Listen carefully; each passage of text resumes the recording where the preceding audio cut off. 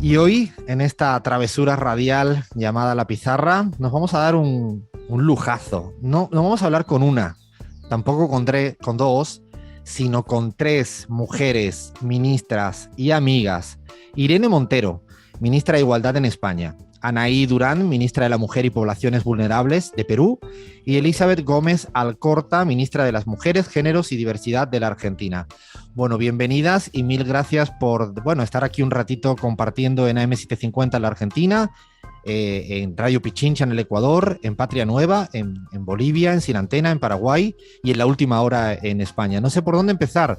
Me voy directamente al Perú. Bueno, tengo debilidades. Anaí, ¿cómo estás, compa? ¿Cómo va todo? Buenos días, es un gusto estar con ustedes. ¿Qué tal, Eli? Por Buenos Aires me imagino que anda. ¿Cómo estás? Estoy muy bien, buenos días Alfredo, y una alegría estar con las compañeras compartiendo este espacio. Y dejo España al final para que no me digan colonizador. Irene, ¿cómo estás? ¿Cómo va todo? Está bien. Tenemos que acostumbrarnos también a ser las últimas. Pues encantada de estar con vosotras y contigo, Alfredo, con mis compañeras. Habitualmente arrancamos siempre hablando de los sueños acá en La Pizarra. Y quiero saber si recordáis los últimos sueños que habéis tenido y si se pueden contar al menos uno o algún hecho que sea recurrente recientemente. Ahora empiezo por ti, Eli. ¿Te acuerdas de tus sueños o no? Me acuerdo poco, pero me acuerdo perfectamente el último sueño que me acuerdo, porque mi hijo va a una escuela pública y soñé que había un juicio en el que la escuela de mi hijo tenía que ser parte, y la abogada que tenía la escuela cuando iba a alegar se quedaba sin voz. Yo tomaba la voz, no, mi inconsciente es hermoso, amo mi profesión y se ve que... Y entonces yo daba todo no era un discurso, sino un alegato en el juicio por la escuela de mi hijo. Así que así de mal anda mi inconsciente en estas épocas. De todo un año preguntando esto, nunca había escuchado un sueño en el cual tú no fungías con tu propia profesión. Esta está buenísima. Irene, ¿último sueño o algún sueño que recuerdes reciente? ¿Te acuerdas? He de confesaros que desde que soy madre duermo todo lo que puedo, todo lo profundamente que puedo, y a riesgo de que los psicoanalistas y las psicoanalistas digan que hay algo oscuro en ello, que seguro que lo hay.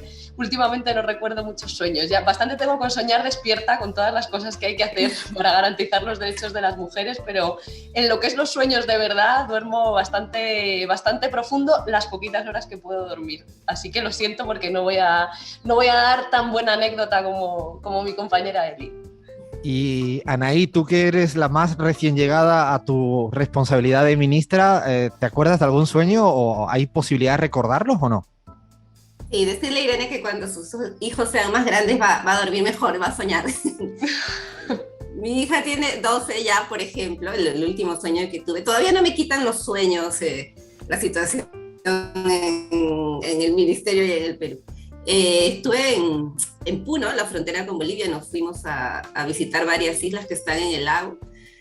Y ese era el último sueño que recuerdo nítidamente, ¿no? Nos íbamos en esas embarcaciones y nos íbamos, y de pronto dice, ¿dónde estamos? No hay orilla, ¿no? Y estaba justamente también con mi hija, y ella me decía, no, es que ya vamos a llegar al mar. Dice, pero el lago no se conecta con el mar. Entonces, de esos sueños que tú dices, no, esto no puede pasar, pero está pasando, y dices, no, algo anda mal, ¿no?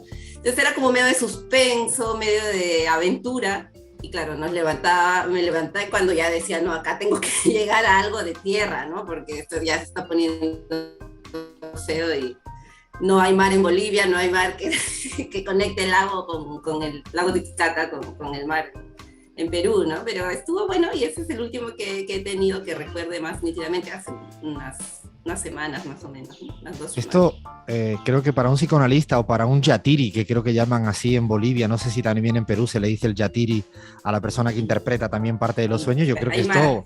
Aymara, exacto, sí, yo creo que se hace un festín que Irene no ha querido darle papaya, ¿no? Sobre todo a la prensa española para no contar nada.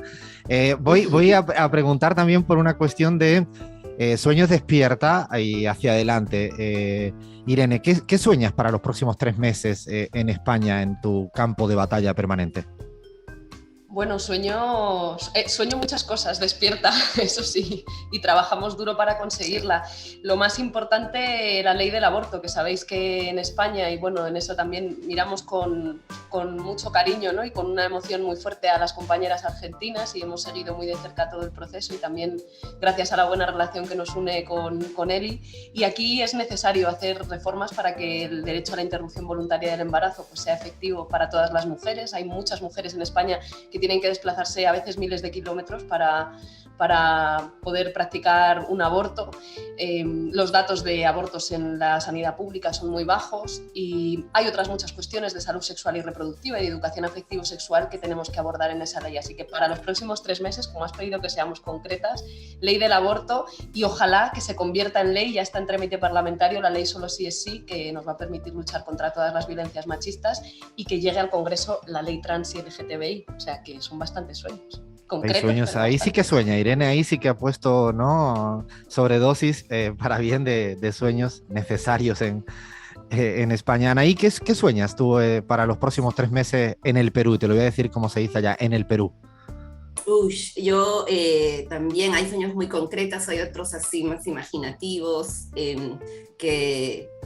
bueno, voy a empezar por uno que ha marcado la coyuntura pasada, ¿no? Que deje, que se estabilice un poquito más la situación política. Yo creo que estamos en un momento inicial de disputa, de cambio, pero con un componente muy violento, ¿no? Entonces, yo creo que ese es un sueño que en medio de las disputas políticas quizás no se vea concretar, ¿no?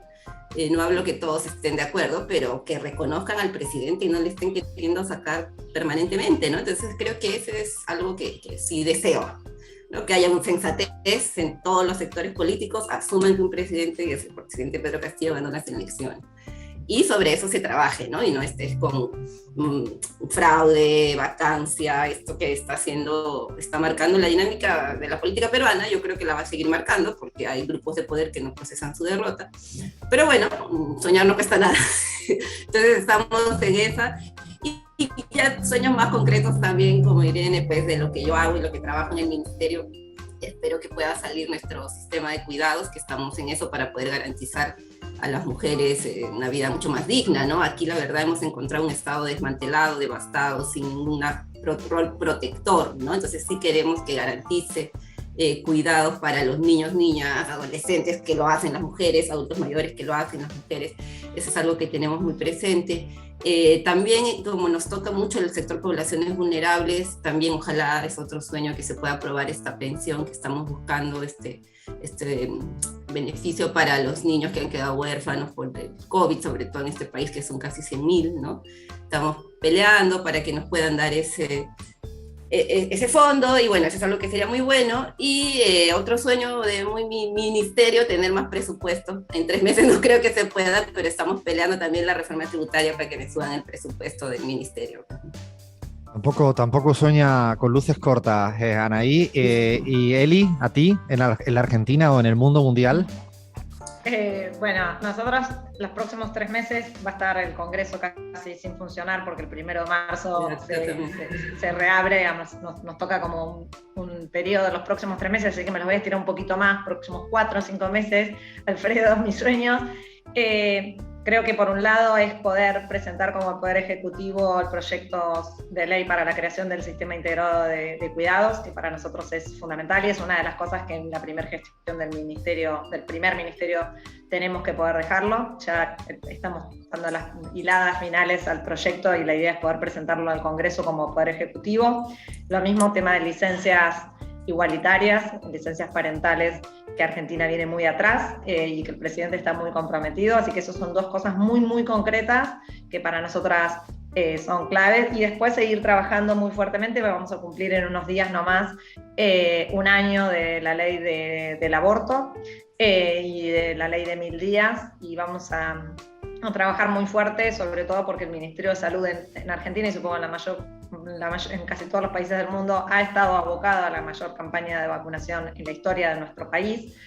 Y con Carla Bisotti, la ministra, tenemos pensado el año que viene trabajar mucho para que sea efectivo no solamente en todo el país, porque hoy todas las provincias se puede hacer aborto, sino, como decía Irene, para asegurar que no haya que transitar distancias porque en lugares, no sé, en ciertos lugares no hay efectores públicos que puedan llevar adelante el aborto.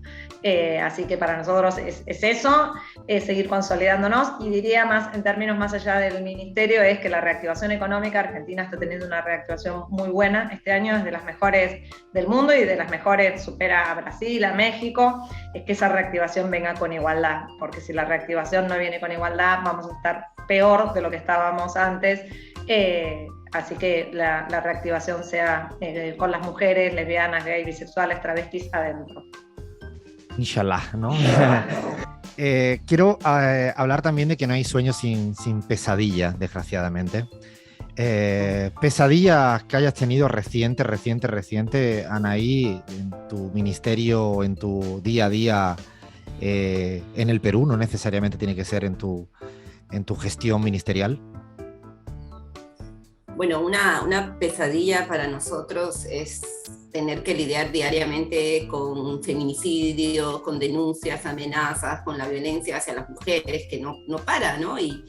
Y eso es muy duro, ¿no? Porque, claro, llegan casos muy, muy crueles directamente también a mi despacho, a mí como ministra, ¿no? Personas, compañeras que en alguna actividad se me acercan, esa ha sido la última muy dura, ¿no? Una compañera que se me acerca con una niña, que a su vez tenía otra niña, ¿no? Que había sido violada, maltratada, ¿no? De 14 años, la niña tenía 2 años, no tenían recursos, una situación de pobreza muy dura, ¿no? Entonces, claro, ese tipo o sea, es una pesadilla lidiar con esto, ¿no? Porque de verdad es una situación de abandono muy fuerte y de violencia que se repite, una violencia estructural que está muy, muy, muy arraigada, ¿no? El 25 por la campaña, y lanzamos la campaña Es la diferencia, Aprendan la violencia, y claro, nos pusimos a mirar, son 120 feminicidios en lo que va del año aquí en Perú, y ver quiénes eran, ¿no? En qué trabajaban, y dónde vivían, y claro, la estadística, que puede parecer fría, te muestra que son vidas muy, muy golpeadas por la pobreza, el abandono, ¿no? Entonces, claro, es también ver la base de material de todo esto, ¿no? Entonces, sí, para mí esa es una de las pesadillas más frecuentes, ¿no? Levantarme, encontrarme con otro feminicidio, otra denuncia de abuso, ¿no? Otro caso de maltrato, tanto a niños como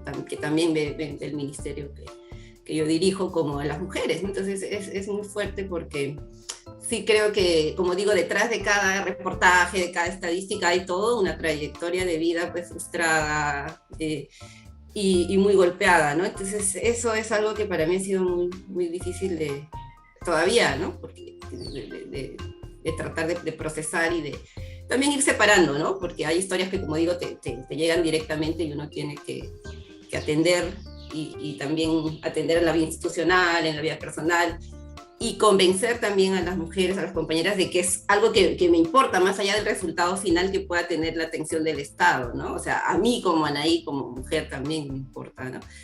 Eso creo.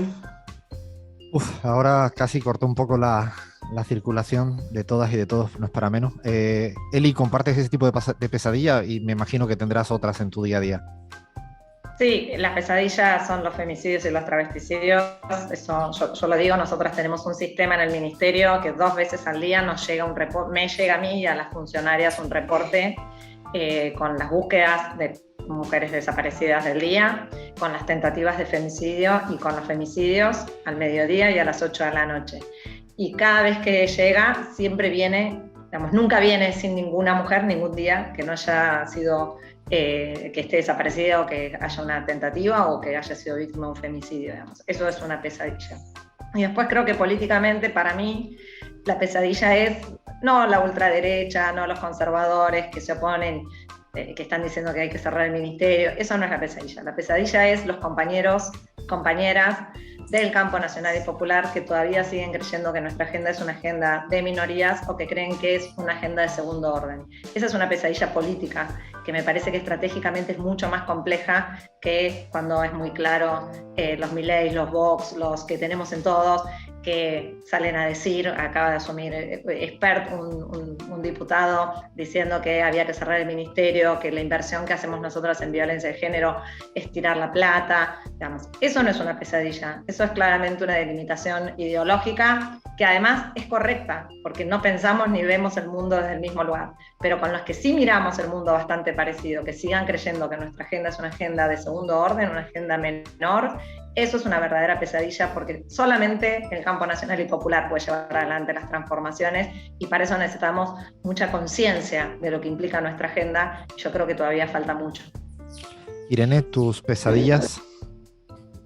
Comparto bastante lo que decían tanto Anaí como Eli, ¿no? Yo creo que los asesinatos machistas en España desde el año 2003 contabilizamos las mujeres asesinadas por violencia de género, o sea, a manos de su pareja o expareja, pero a partir del 1 de enero del siguiente año vamos a empezar a contar también todos los asesinatos machistas, también fruto de violencias sexuales o con agresores que no sean la pareja o la expareja.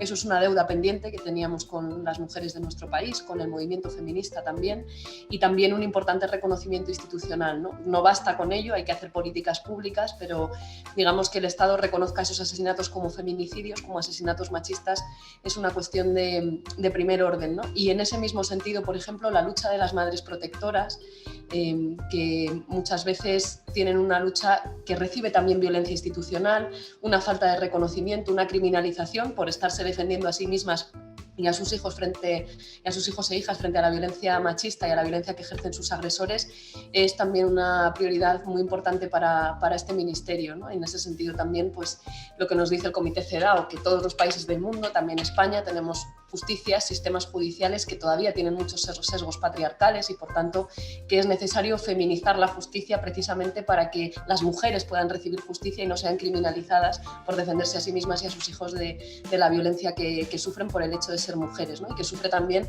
sus hijos e hijas o su entorno.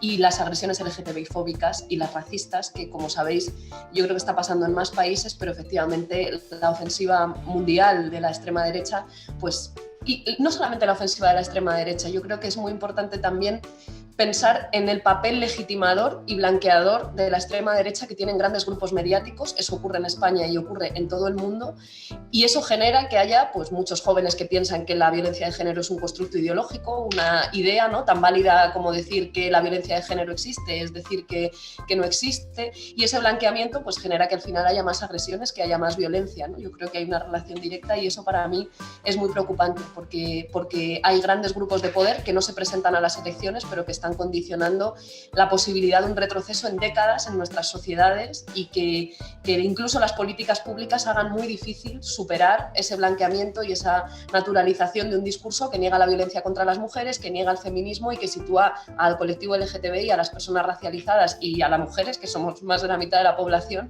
en el foco de sus ataques, para volver a sociedades de hace 2, 3, 4, 5 siglos.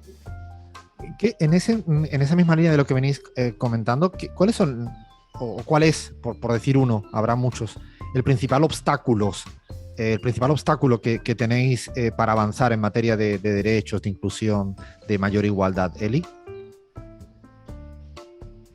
Yo creo que la desigualdad y las violencias no son una consecuencia del sistema, sino que el sistema las necesita para funcionar como funciona, ¿sí? Entonces, y esto para mí es clave, cómo entenderlo, porque el mayor obstáculo es que el sistema funciona gracias a las desigualdades, funciona gracias a nuestro tiempo para las tareas de cuidado y mover el mundo, funciona también en términos de jerarquías en cada hecho de violencia de cualquier tipo. Entonces, el mayor obstáculo es el propio sistema, aunque suene como muy, pero es así, y hay que poder decirlo, ¿no? Es cierto que en la política pública uno tiene que decir, bueno, está bien, no podemos cambiar el sistema, por eso también somos parte del movimiento feminista, más allá del rol que nos toque institucionalmente. Yo lo que aprendí, Alfredo, es algo que es muy clave, que si hay decisión política, digo, de primer orden, del presidente, en mi caso, no hay obstáculos insalvables.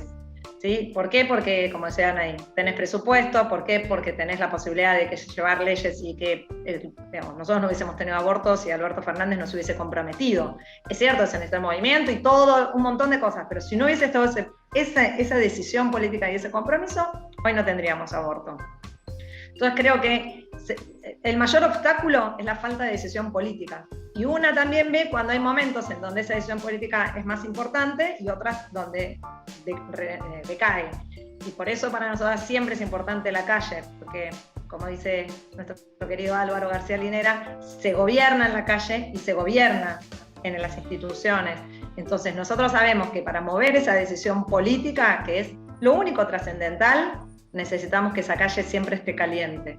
Así que obstáculos, la desmovilización muy grande que tuvimos por la pandemia, obstáculo, Argentina, estamos negociando una deuda millonaria que por 100 años nos hipotecó la vida a los argentinos y a las argentinas. Entonces, decisión política, digamos. Cuando hay decisión política, todo lo demás es más fácil que se alinee. Sin decisión política, por más que tengas todo, es muy difícil que podamos avanzar.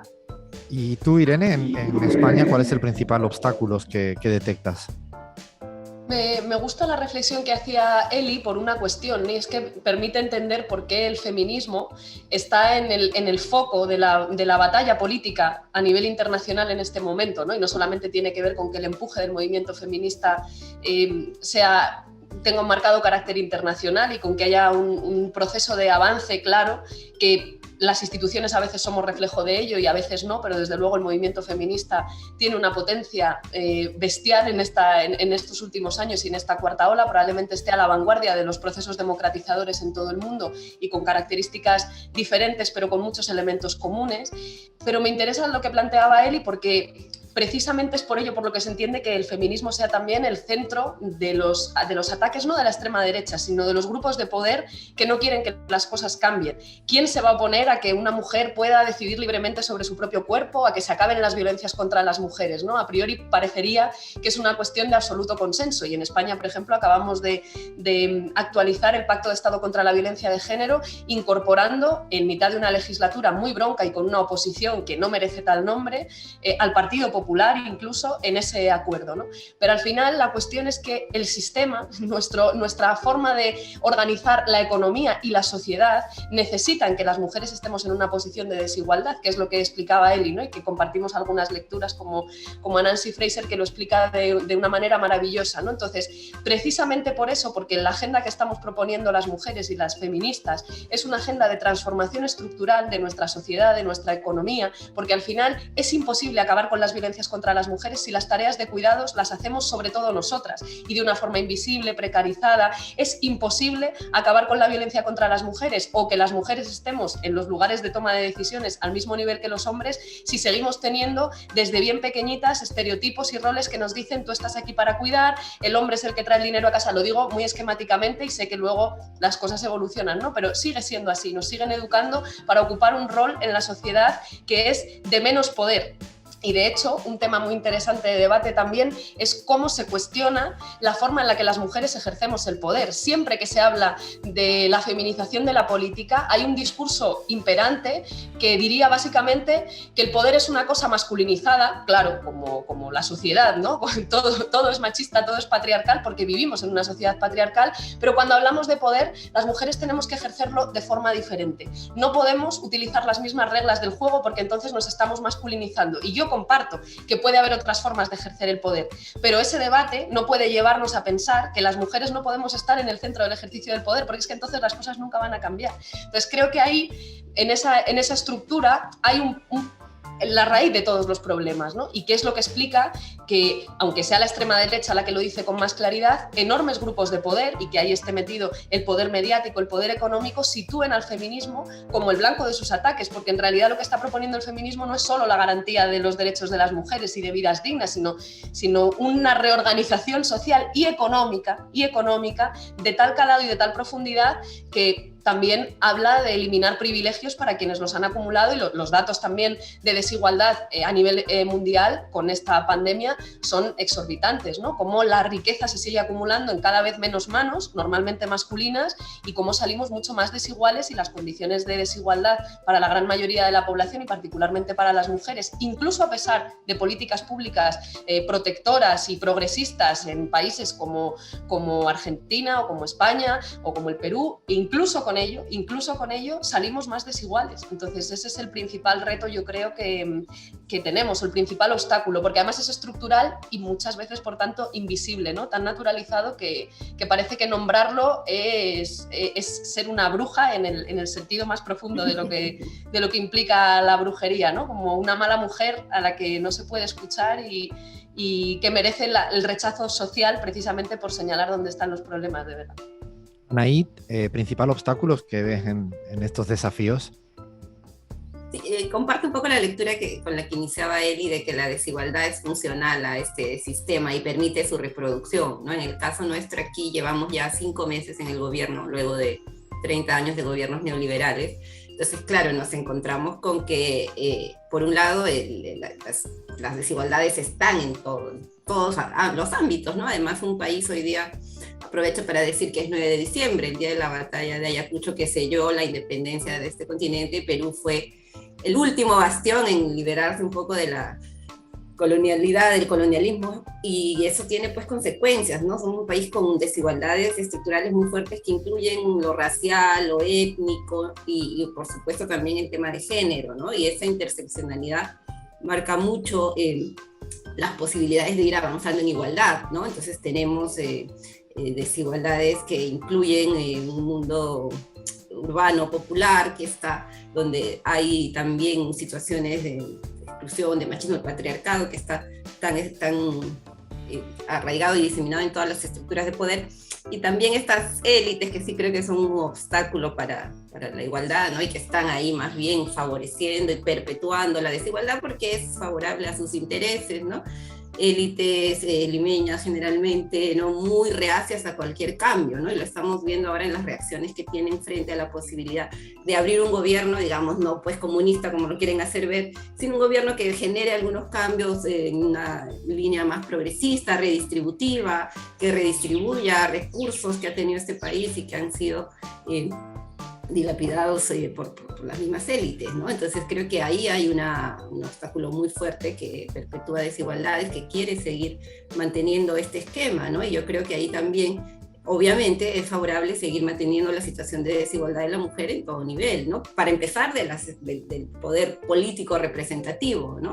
De 25 gobernaciones regionales que hay aquí, no hay ninguna mujer, ¿no? Todos son hombres. Es muy chocante entrar a estos espacios por ejemplo, donde entra los poderes subnacionales, ¿no? De 1.800 alcaldesas, que son el distrito, la unidad territorial de poder más local, solamente hay 95 mujeres, ¿no? Son del 6%, entonces es tremendo, ¿no?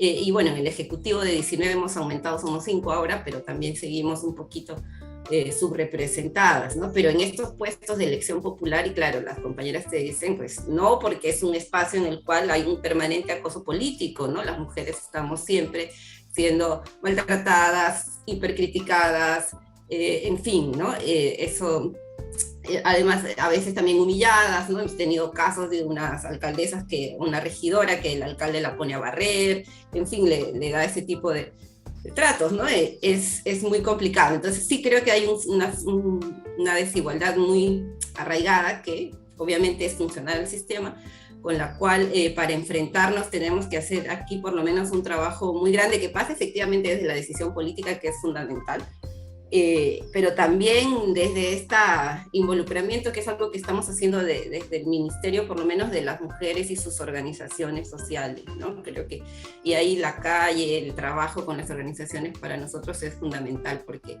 cambiar estas cosas tan arraigadas de desigualdad estructural, étnica, de género, en fin, pasa también por involucrar a las mismas mujeres, ¿no? Y eso es algo que estamos haciendo. Lingüística, por ejemplo, ahora varios de los congresistas de Perú Libre que han entrado, que hablan quechua, están constantemente estigmatizados, ¿no? Como que esto no debiera pasar en el país si fuera algo peligroso, ¿no?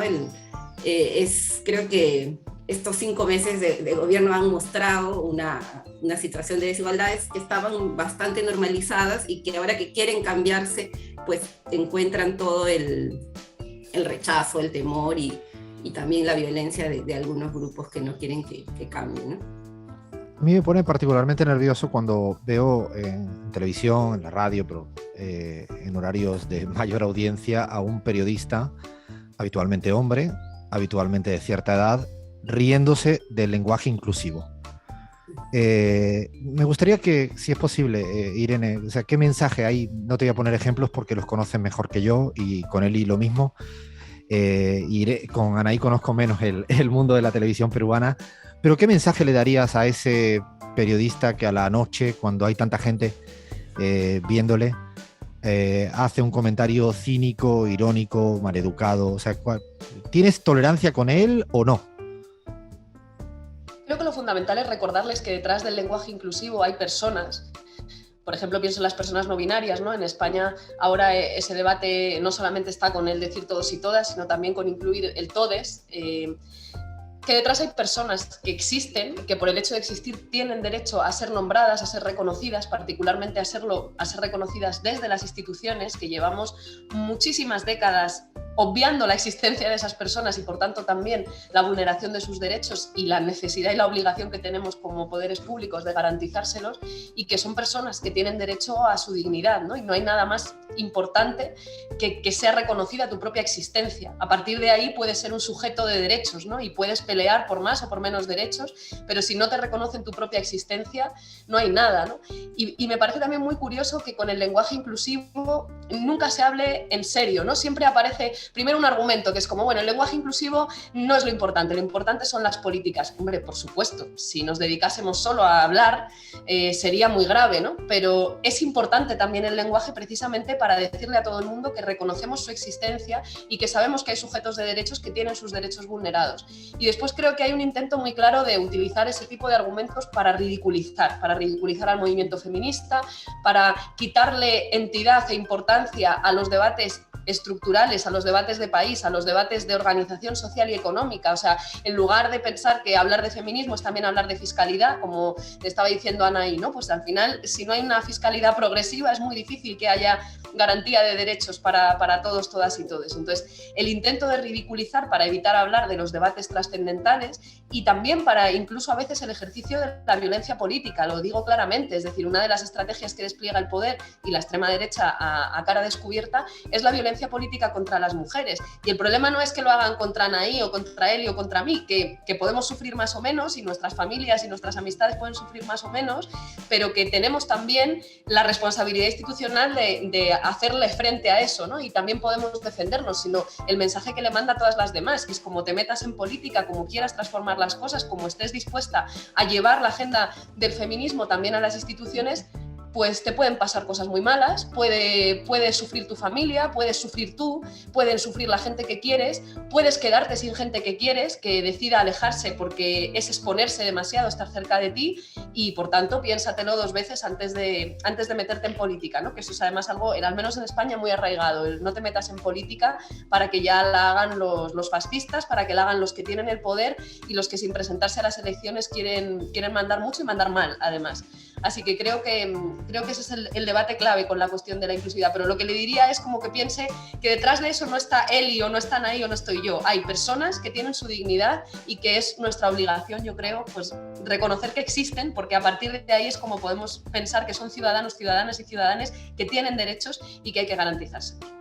Eli, ¿qué le dices a esa gente que seguramente a las 8 de la tarde en cualquier noticiero de la Argentina salen con ese tono?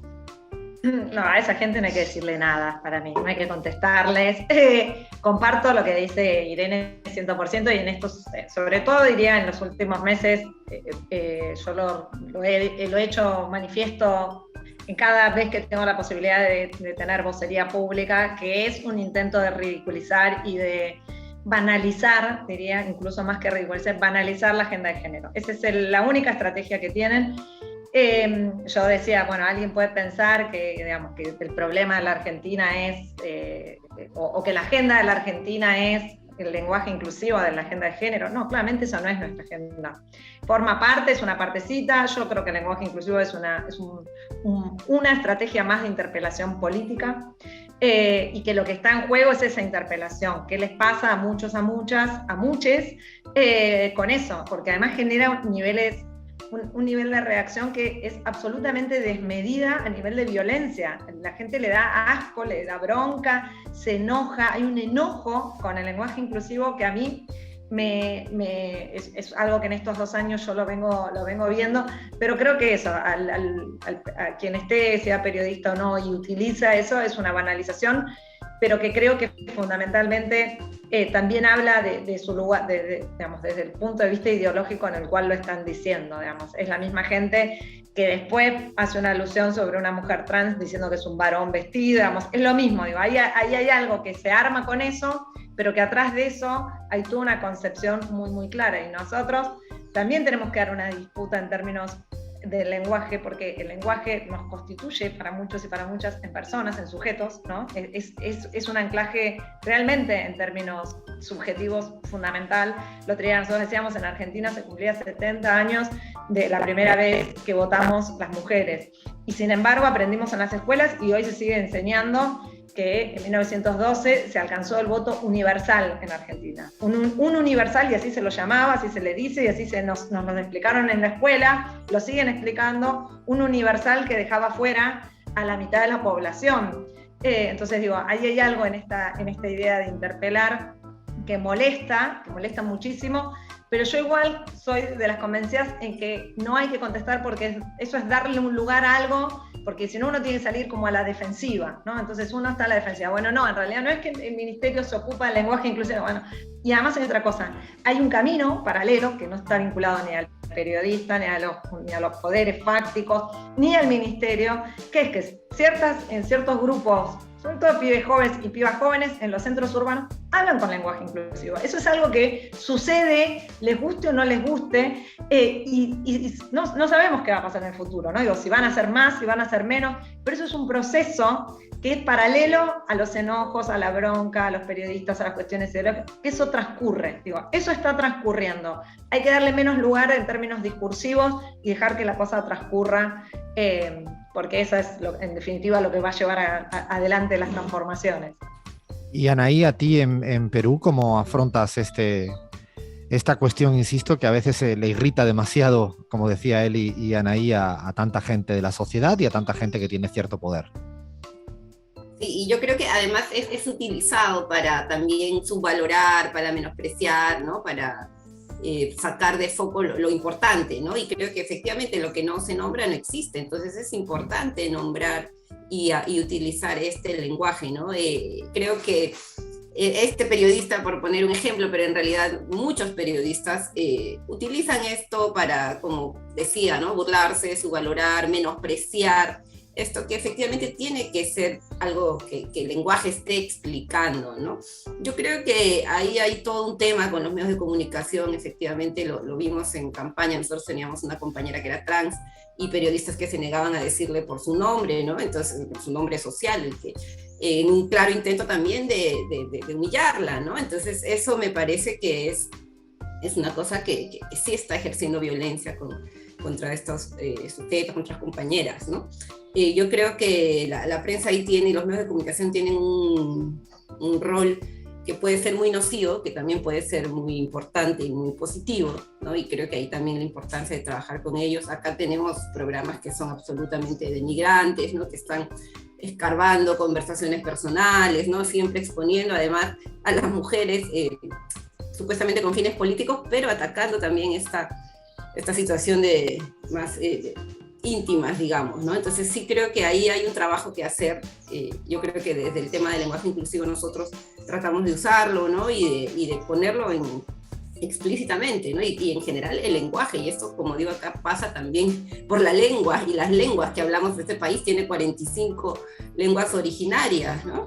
Y solo usamos una, y efectivamente, como dice él en el ejemplo, nosotros hablamos del voto universal también de ¿no? De inicios de siglo, pero recién en 1980 puede votar la población analfabeta, que era básicamente la población indígena, ¿no? Estamos hablando de hace 30 años.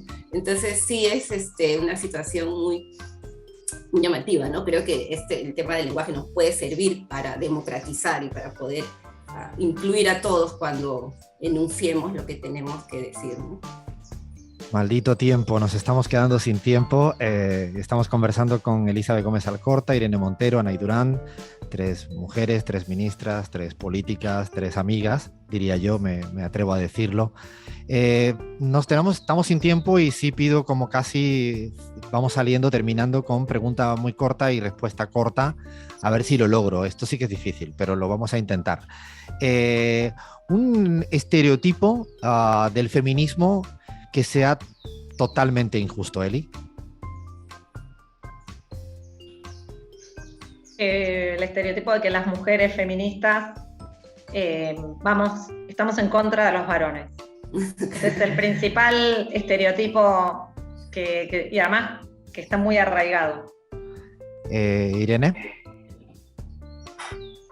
Es importante ese, el de que las mujeres estamos en contra de los varones, o el de que básicamente queremos sustituir a todos los hombres y generar una sociedad de opresión hacia los hombres. Y luego creo que hay muchos que tienen que ver con el cuerpo, ¿no? El de las feministas no se depilan, o las feministas no pueden ser guapas, o las feministas no pueden ser feas. Hay muchos que hablan sobre el cuerpo y los señalo porque pueden parecer idioteces, pero en realidad en unas sociedades donde el físico, ¿no? y la apariencia física cuenta tanto para la autoestima, para la realización personal, donde las redes sociales pues no fomentan tanto esto, me parece que no es menor porque hace a muchas mujeres tener muchos complejos, muchas inseguridades y no es casual que desde los adversarios generen tantas ideas, ¿no? sobre el cuerpo y las mujeres feministas.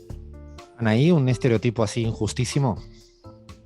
Ya me han quitado varios. Ya nos han quitado varios. Efectivamente, yo creo que uno es, ¿no? de que estamos en contra de los hombres, de que también pues tenemos todos estos estereotipos físicos, corporales, que además somos, digamos, esto que se usa en muchos sitios como feminazis, ¿no? que queremos una cosa a ultranza de castraciones y demás. Entonces creo que eso también es algo que se utiliza para poder subvalorar y menospreciar, ¿no? Esta idea de la feminista aburrida, renegada, amargada, ¿no? que siempre está buscando censurar y castigar, ¿no? Vigilar y castigar a los hombres, ¿no? Yo creo que ese es un estereotipo que se usa bastante. Qué tranquilidad para los hombres del mundo. Hay 3 mujeres acá que dicen que no van a pelear, que todo bien con los hombres. O sea, digo, relájense, chicos del mundo, quédense tranquilos, por favor. También los queremos emancipados a ellos, los vamos a hacer más. Es que esa es la parte. Yo no sabía, Anaí, que también se utilizaba el término feminazi en Perú, sí. Porque para mí tiene una particularidad eso, que es vincular a los feminismos con el nazismo. Claro. No es de un nivel de gravedad y está muy instalado. Entonces, una feminista radical o radicalizada se le dice feminazi también en Argentina, y eso es de una gravedad en términos de posicionamiento ideológico que yo pensé que solamente pasaba en Argentina, por eso me sorprendí cuando te escuché, Anaí, que es tremendo, digamos. No hay posibilidad de peor asociación que uno pueda hacer para un movimiento que es emancipatorio, que piensa una civilización de iguales, entre iguales, para iguales, que te comparen o que te quieran decir que estás vinculado con el nazismo. Digo, no, ahí hay una cosa que es grosera. Sí, no existe el machismo nazi, ¿no? No lo hemos escuchado por ahora. A ver si lo podemos... Pero lo hemos vivido suficiente. Todo el tiempo. Irene, una cosita que deteste de tu día a día como ministra.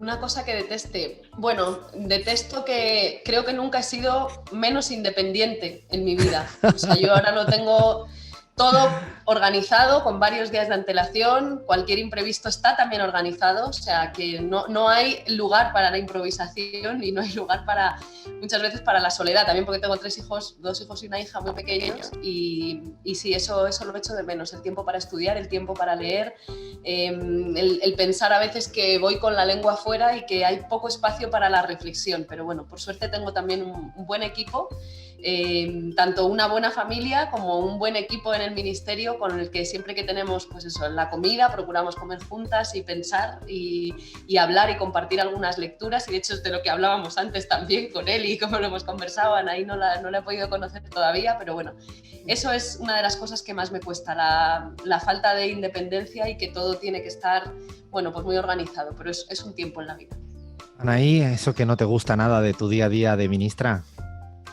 Y un poquito en esa línea, ¿no? Todo este tema protocolar que le dicen aquí, ¿no? De que todo esté pauteado y que efectivamente también pues hay que la jerarquía y quién habla primero y quién habla después y quién se sienta acá y quién se sienta allá y la ceremonia pública, ¿no? Eso me cuesta, ¿no? Estoy aprendiendo, creo que tiene su razón, ya lo he entendido, ¿no? Lo mismo que todos los protocolos de seguridad que también hay que seguir y bueno, tienes que ya moverte, no, pues ya la independencia se fue, ¿no? O sea, que te escapas para aquí y por allá, ¿no? Porque tienes de pronto, que es, como digo, importante, necesario, tiene su razón de ser, pero sí, pues hay que lidiar con tanto el protocolo de seguridad, el protocolo institucional, ¿no? Eso sí es un poco cansado y claro, la dinámica que no para todo el día, ¿no? Y Irene mencionaba eso de tiempo para leer. Yo desde que empecé esto intento abrir un libro y ya lleva 5 meses y no puedo terminarlo, ¿no? Entonces sí, es duro. Eli, ¿a ti? Bueno, un poco lo que dicen las dos. Yo tengo la particularidad que somos poco protocolares en el ministerio y para mí es una forma feminista de hacer política y lo vamos logrando cada vez más porque también una se siente más segura para romper algunas reglas de lo que se espera y qué es lo que genera eso, pero creo que principalmente lo que hablábamos antes de salir al aire de el poco tiempo que uno puede tener para la reflexión, sobre todo. Obviamente leer es un modo también que te dispara reflexión, encuentros más distendidos para, digamos, que no esté vinculado a la gestión. La gestión implica como una especie de correr en una cinta a una velocidad más veloz de lo que tu cuerpo efectivamente está en condiciones de hacerlo tranquilo y relajado. Tú estás todo el día corriendo, salís de una actividad a otra, también esta cosa muy pautada, que no sabes cómo, pero siempre tu agenda está llena y siempre además estás en deuda con gente que quiere juntarse en actividades que están esperando por tu agenda, digamos, eso es creo que lo más, no diría lo que más odio, porque también uno sabe, yo por lo menos me siento es un tiempo, pero también sé que es muy difícil si ese tiempo se alarga, porque uno pierde muchas cosas, y una de ellas es la posibilidad de reflexionar de reflexionar la praxis política, de pensar el día a día, y además eso te quita oxígeno, ¿no? Cuando corres mucho, lo que en un momento salís con la lengua afuera, no sé quién dijo algo de la lengua afuera, esas sensaciones, lo más difícil. Ahora os pido un nombre por una política o político con quien sí os gustaría tomar un cafecito, Irene. ¿Pero tiene que ser de mi país o puede ser de así? Donde quiera, estamos general? Aquí, estamos a punto de soñar cualquier cosa. Bueno, voy a ir por lo fácil, pero en realidad es muy honesto. Me encantaría poder tener tiempo para tomarme un café con Anaí y con Eli. Ojalá pueda viajar pronto a América Latina y podamos tener ese café. Ojalá que sí. Anaí, cafecito, ¿con quién te apetecería? Aquí también con las dos compañeras, para empezar. Luego me gustaría con Cristina Kirchner, que me parece un personaje icónico de Latinoamérica y de la década, ¿no? de los 90, de todo ese 2000, de todo este periodo, esta primera oleada progresista. Y también con García Linera, por ejemplo, para entender un poco estos procesos de cambio que aquí se están haciendo tan difíciles, ¿no? La próxima lo traemos acá, ¿no? A esta reunión. Así, no Álvaro, quiso ¿te parece? venir, no puedo venir a Lima, acá lo invitamos. No, lo sé, hemos estado hablando de eso. Aprovecho para comprometerla. Pero antes que nada, sí, creo que entre ministras de las mujeres necesitamos un buen café. ¿Y Eli, tú? Bueno, yo me he estado con las dos, así que puedo, más allá de eso. Yo, a alguien a quien no conozco, que es Xiomara Castro, me gustaría conocerla, me gustaría sentarme a tomar un café, un vino, tal vez, ¿por qué no? Creo que lo disfrutaría más. Primer mujer presidenta de su país, una presidenta en un país muy, muy, muy machista, que se presenta como feminista y antipatriarcal. Me parece que sería muy lindo conocerla y tomarme un café y charlar y poder abrazarla también, porque la va a tener difícil. Ahora ya me dio la idea, Eli, de preguntar por vino, no por café nunca más, cosa que voy a hacer a partir de ahora. Te pregunto con quién no te tomarías un vino, diciéndolo a lo argentino, ni en pedo, ni cagando. ¿Yo? Sí, Eli. ¿Con quién? ¿Personajes internacionales? De donde quieras. Bueno, me sale Bolsonaro como primera, o cast, digamos, personajes con los que a quienes no saludaría. Ni siquiera, no es que no me tomaría un café, a quienes ni siquiera saludaría. Irene. Me sumo. Por responsabilidad institucional tengo que compartir Congreso de los Diputados con la extrema derecha, pero un café ni con la de que tengo en mi país ni con la de otros países. No. Anaí. No, ni vino, ni ron, ni café con ninguna de esta gente, ¿no? De estos personajes internacionales. Y efectivamente también acá a veces hay que ir al Congreso y te toca pues estar cerca de todos estos señores de la ultraderecha que permanentemente están insultando, boicoteando, desestabilizando, ¿no? No, nada con ellos. Y ahora póngale ni café, ni vino, ni ron, ya lo has dicho así. Póngale una palabra porque sí que cerramos. Si te digo el nombre a Irene, Pedro Sánchez. Bueno, es el presidente de mi país. Elizabeth Gómez Alcorta. Alberto Fernández. Una buena persona. Una palabra, una muy buena persona. Anaí Durán, por Pedro Castillo. El profe y el presidente. Para las tres, el Papa Francisco, Eli. Sabría qué decirte. Es hincha de San Lorenzo. Como yo. Y no iban a ser todo preguntas fáciles y no me van a decir, ¿pero qué te crees, Alfredo? A ver, Irene Montero. Sobre el Papa también. Es que claro, después de la ministra argentina... Sobre el Papa. No, puedo dar un paso más, Irene. Dale. Conduce la institución más patriarcal que existe hoy en el mundo. Sí, una iglesia exclusivamente de varones que conduce la fe de millones y millones de personas que no solamente son varones. Di un paso más para... Diste un paso más, yo voy a tener que dar un paso a un lado. Creo que, aunque no es en derechos de las mujeres, es un papa que está siendo capaz de dar algunos pasos inteligentes para que esa institución perviva en el siglo XXI. Y ya digo, no son precisamente en derechos de las mujeres, pero sí en algunos otros ámbitos está siendo capaz de dar pasos que otros papas no se habían atrevido a dar. Anaí, tuviste suerte porque tuviste tiempo para pensarlo. A ver, ¿qué dices? Son respuestas cortas, ¿no? Para mí es latinoamericano, argentino, y efectivamente reformando un poco esta institución tan patriarcal y anquilosada. En el caso peruano por lo menos ha abierto un poquito hacia una iglesia más reformista después de años de Opus Dei y conservadurismo, ¿no? ¿Y una palabra por maternidad, Irene? Maternidad. Diría que los días son muy largos y los años son muy cortos con la maternidad. Ese es mi resumen de la maternidad. Yo creo que en la maternidad no cambia quién eres, pero cambia tanto tu día a día que en realidad es una gran revolución para la vida fundamentalmente de las mujeres y ojalá cada vez de más hombres, porque si no compartimos también esas tareas de crianza y de cuidados en la primera infancia, no vamos a acabar con las desigualdades, pero me quedaría con eso. Los días son muy largos, y luego los años pues son muy cortos. Anaí, maternidad. Yo creo que la maternidad es una aventura, ¿no? Todos los días, efectivamente, una gran aventura de la cual no hay regreso, no hay vuelta atrás, ¿no? Y creo que efectivamente será deseada o no será, ¿no? Eso es fundamental. Yo creo que la vivencia que tienes y lo rápido que se pasa el tiempo con estas vivencias es fundamental para poder tener una maternidad saludable, sana, bonita finalmente, ¿no? Yo creo que eso, ¿no? Una aventura deseada y que debe ser respaldada, apoyada, resguardada por el Estado, la sociedad, por todos, ¿no? Eso. Eli.